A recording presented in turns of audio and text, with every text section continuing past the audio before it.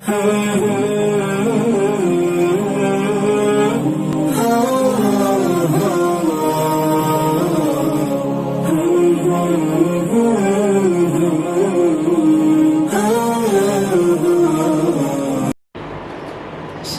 عليكم ورحمة الله وبركاته. الحمد لله رب العالمين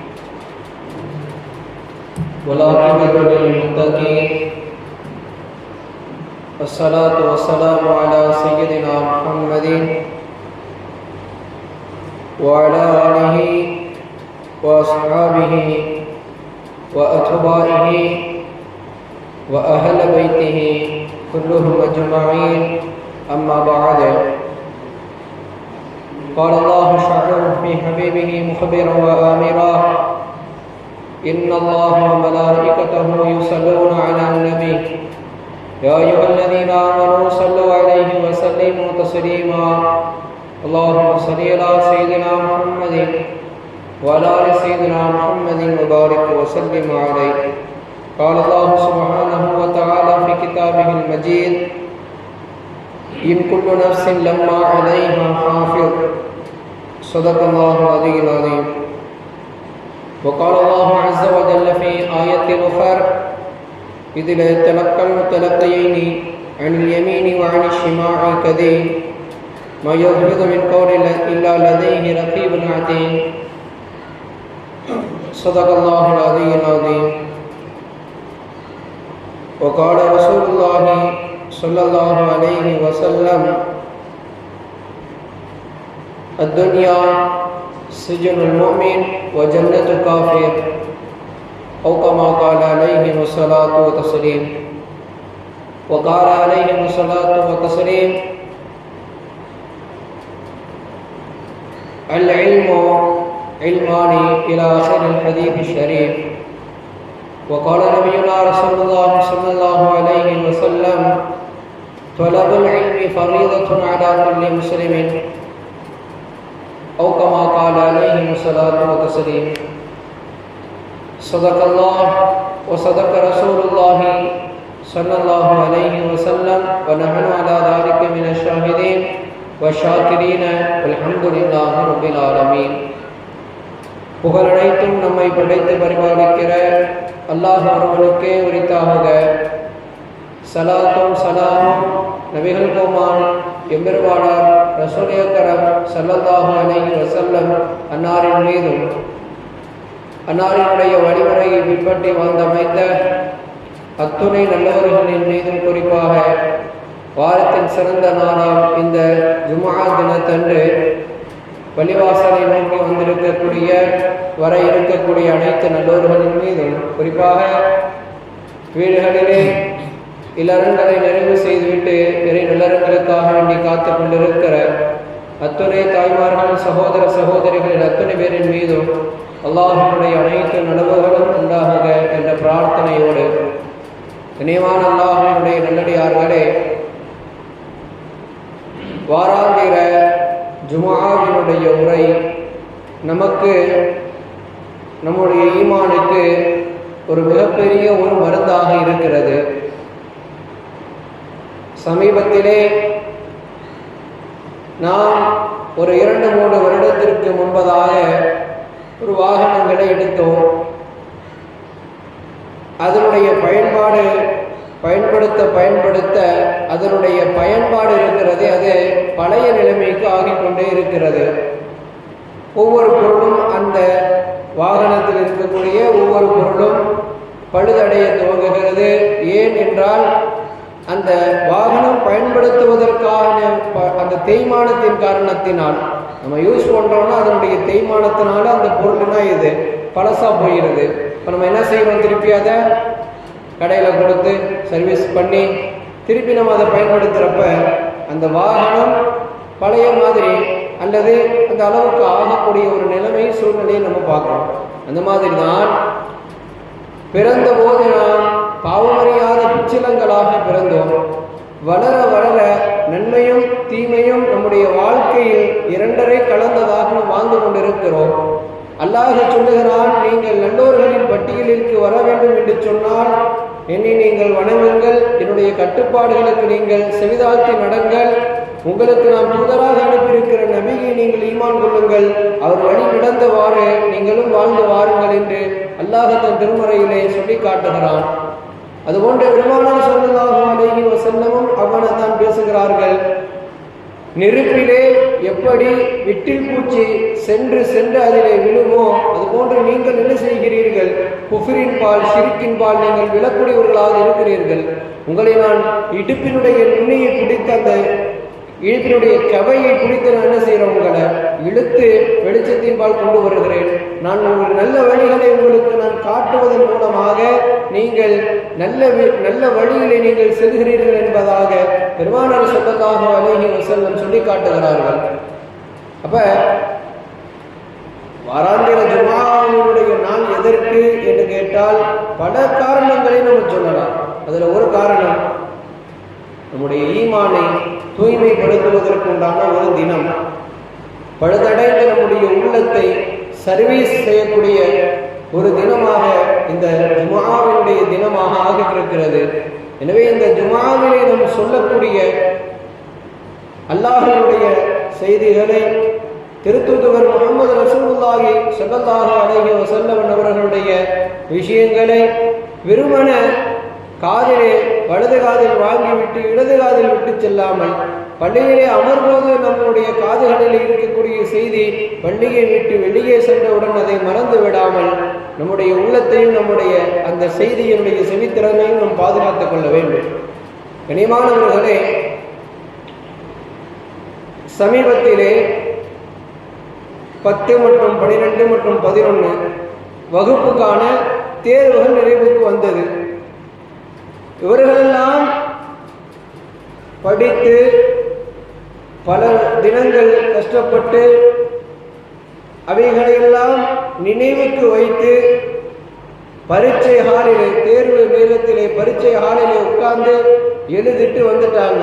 இன்னும் கொஞ்ச நாள்ல அதுக்குண்டான ரிசல்ட் கிடைக்கும். பாஸ் ஆகிட்டோம் அப்படின்னா நம்முடைய மனசு எப்படி இருக்கும்? ரொம்ப சந்தோஷமா இருக்கும்.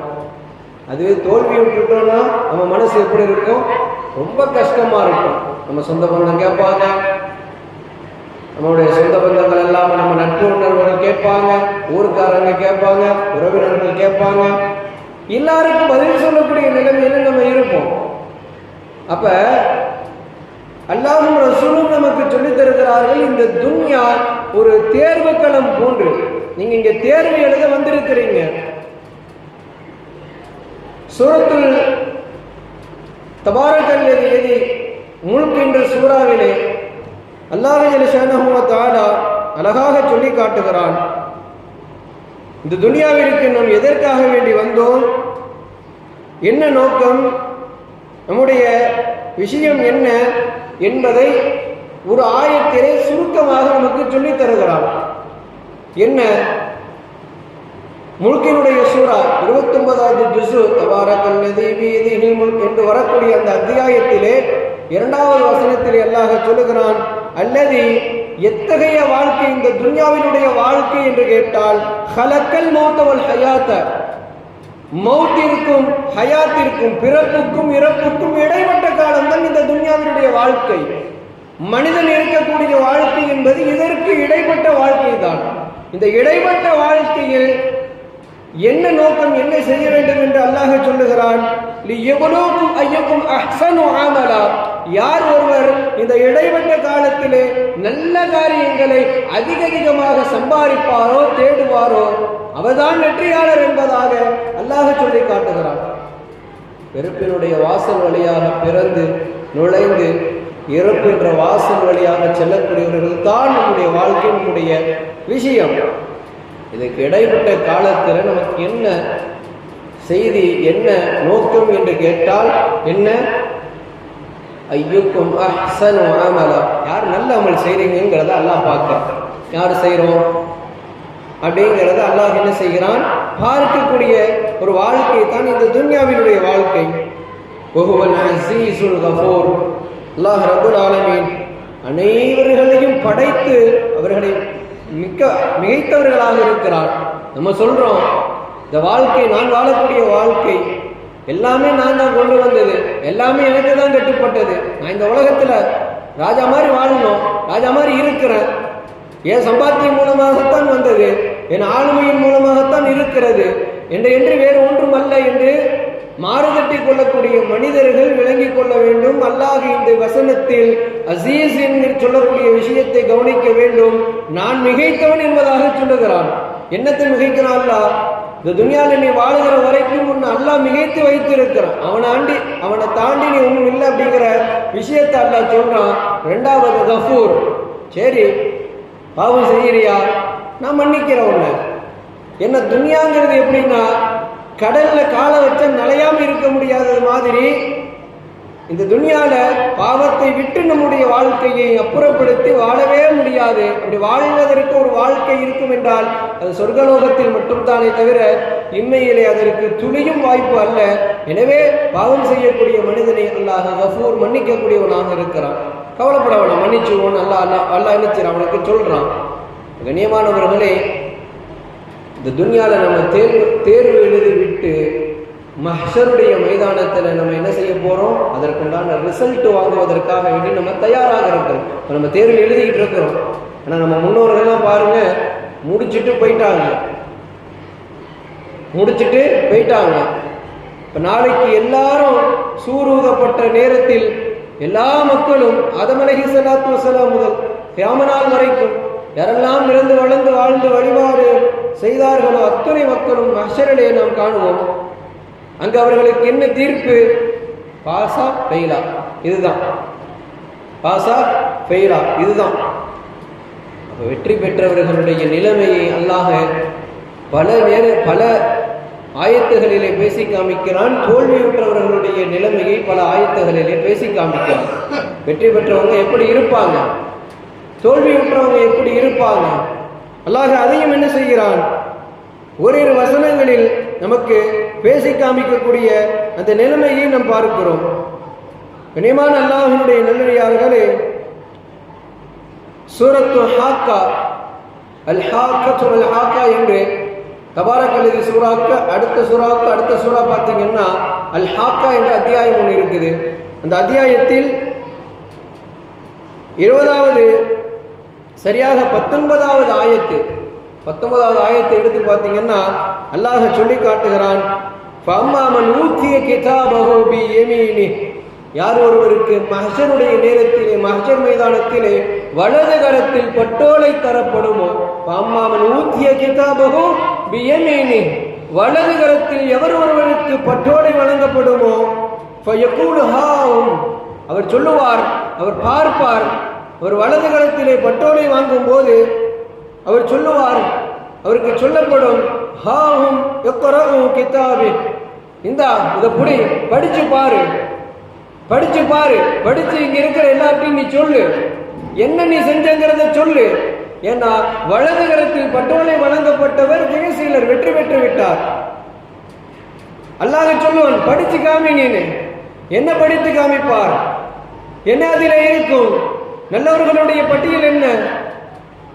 அல்லதீன ஸலாத்திஹிம் காஷிஊன், அவர்கள் தொழுதால் பயபக்தியோடு தொழுதிருப்பார்கள். அந்த தொழுகை அவர்களிடத்தில் இருந்ததன் காரணத்தினால் அவர்கள் படித்து காண்பிப்பார்கள், நான் பயபக்தியான தொழுகையை தொழுதேன், அல்லாஹ் எனக்கு வெற்றி கை தந்து விட்டான்.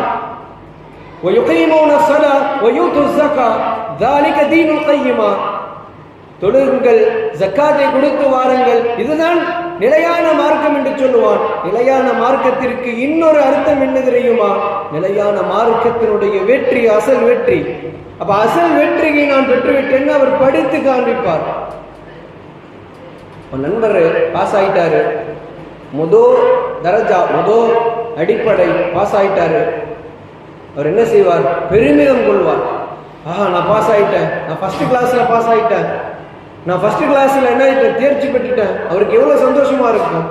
அந்த சந்தோஷத்தை அல்லாஹ் மஹ்ஷருடைய நேரத்திலே அல்லாஹ் எல்லா மக்களுக்கு முன்னால எல்லாம் சொல்லி காய்க்க சொல்லுவான். அவர் படித்து காமிப்பார். இன்னி வலன்து அன்னி முலாகி ஹிசாபியா, நிச்சயமாக நான் கேள்வி கணக்கை சந்திப்பேன் என்ற ஒரு நாளை நான் எதிர்பார்த்திருந்தேன். எனக்கு தெரியும் கியாமத்து நாள்ன்ற ஒன்று இருக்குதுங்கிறது எனக்கு தெரியும். அந்த வலது கரத்தில் பட்டோலை வாங்கினார் அல்லவா, அவர் சொல்லுவார், இன்னி வலந்து, நான் நிச்சயமாக எண்ணினேன், இன்னி அன்னி முலாக்கி ஹிசாபியா, கியாமத்து நாள்ன்ற ஒன்று இருக்குது, அங்க நம்ம போவோம், நமக்கு அல்லாத வலது கரத்திலோ அல்லது இடது கரத்திலோ பட்டோலை தருவான் என்ற செய்தி எனக்கு தெரியும். நான் எண்ணிக்கொண்டு தான் வாழ்ந்து கொண்டிருந்தேன். இந்த உலகத்தினுடைய நினைப்பு பூரா மஹ்ஷருடைய மீதான மறுமையாகத்தான் இருந்தது. துன்யா இல்லை, சம்பாத்தனை இல்லை, வீடு கட்டும் சிந்தனை இல்லை. மாறாக ஒரு குறுகிய காலம் இந்த துன்யாவிலே எனக்கும் இந்த துன்யாவிற்கும் உறவு அவ்வளவுதான். என்னை பெற்றெடுத்த தாயாக இருக்கட்டும், என்னை வளர்த்த தந்தையாக இருக்கட்டும், அவருக்கும் எனக்கும் என்ன தொடர்பு? ஒரு குறுகிய காலம்தான். அதற்கு பிறகு எனக்கும் அவருக்கும் என்ன தொடர்பு? நானும் அவரும் அந்நியரை போன்று ஆகிவிடுவோம். ஆனால் கபருக்கு போயிட்டா யாருங்க இருப்பா? நம்ம வளர்த்த அம்மா படுத்துக்குவாங்களா? வந்து படுப்பாங்களா? கபரு கொஞ்சம் பயங்கரமான இடமா இருக்குதுமா, வாங்க கொஞ்சம் வருவாங்களா? இல்ல தந்தை வந்து படுத்துக்குவாரா நம்ம பக்கத்துல? இல்ல நம்ம மனைவி நம்ம பக்கத்துல வந்து படுத்துக்குவாங்களா? இல்ல குழந்தைகள்? யாரும் வர மாட்டாங்க. தூக்கி கொண்டு போய் வச்சு அடக்கம் பண்ணிட்டு போய்கிட்டே இருப்பாங்க. அதுக்கப்புறம் யார் அங்க இருக்கிறா?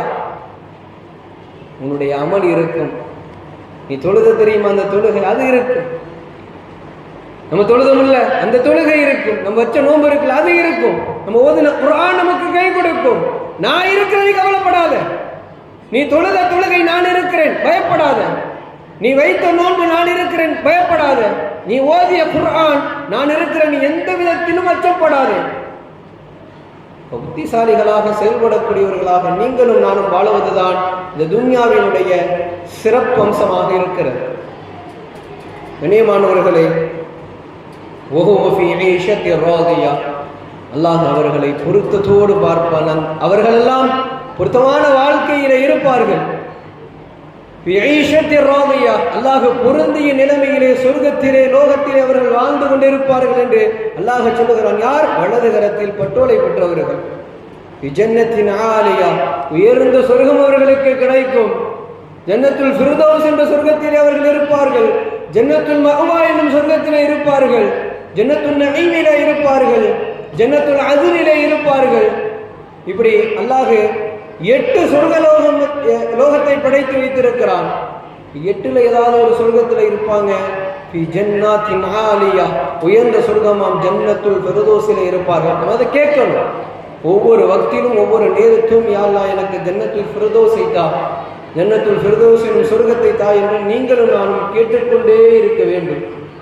நம்ம கேட்கலன்னா அல்லாஹ் எப்படி கொடுப்பான் நமக்கு? கண்ணியமானவர்களே, மேலும் அல்லாஹ் சொல்லி காட்டுகிறான், குலு வஷ்ரபு ஹனீஅன் பிமா அஸ்லம்து ஃபீ அய்யாமின் காலியா. உலகத்துல சாப்பிடுவாங்க, சாப்பிடாமலே சில பேர் இருப்பாங்க. எல்லாரும் சாப்பிடுறாங்களான்னு கேட்டா இல்ல. ஒருத்தவர் பிரியாணி சாப்பிடுவாரு, ஆனா பக்கத்து வீட்டுக்காரரை பார்த்தீங்கன்னா பழைய சாதம் சாப்பிட்டுக்கிட்டு இருப்பாரு. ஆனா சொர்க்கத்தில் அப்படி கிடையாது. சொர்க்கத்தில் அந்த நிலைமை கிடையாது. ஒருவர் உயர்ந்த உணவு சாப்பிடுகிறார் என்று சொன்னால் அதே உணவை மற்றவரும் சாப்பிடுவார். அவர் அமலுக்கு தகுந்தவாறு, அவருடைய உயர்வுக்கு தகுந்தவாறு அவர் சாப்பிட்டுக் கொண்டிருப்பார். என்ன அமல் செஞ்சோமோ, என்ன இடத்துல நமக்கு அல்லாஹ் நாளைக்கு சொர்க்கத்தில் பதவி தரணும், இந்த பதவிக்கு தகுந்த மாதிரி நம்மளை அல்லாஹ் என்ன செய்வான்? உயர்த்தி வைப்பான். குலு வஷ்ரபு, அவர் எதை நாடுகிறாரோ, எதை குடிக்கணும்னு விரும்புகிறாரோ எல்லாத்தையும் அவர் சாப்பிடுவார், குடிப்பார். வானத்துல குருவி பறந்துகிட்டு இருக்கும். என்ன அழகா பறக்குது, சாப்பிட்டா எப்படி இருக்கும்? முன்னாடி வந்து நிற்கும். மது ஆறு ஓடும், பாலாறு ஓடும், எல்லா ஆறும் ஓடிக்கிட்டு இருக்கும். அவர் நினைப்பார், அவருக்கு சொந்தமாக எல்லா ஆறுமே ஓட அவருக்கு. இங்க நமக்கு ஒரு கிளாஸ் தண்ணி நமக்கு சொந்தம் இல்லை, ஒரு கிளாஸ் தண்ணி நமக்கு சொந்தம் இல்லை. நாளைக்கு சொர்க்கத்தில் ஒரு ஆறுக்கு, ஒரு ஆறு ஓடைக்கு நம்ம சொந்தக்காரன். யோசிச்சு பாருங்க. புத்திசாலி பொழைச்சிக்குருவான்னு சொல்லுவாங்க. இந்த துனியாவில் நம்ம புத்திசாலியாக இருந்தால் நம்ம மறுமையில் எப்படி இருப்போம்? பெரிய பெரிய பெரிய பெரிய அபார்ட்மெண்ட்டுக்கு, பெரிய பெரிய நீர் ஓடைகளுக்கு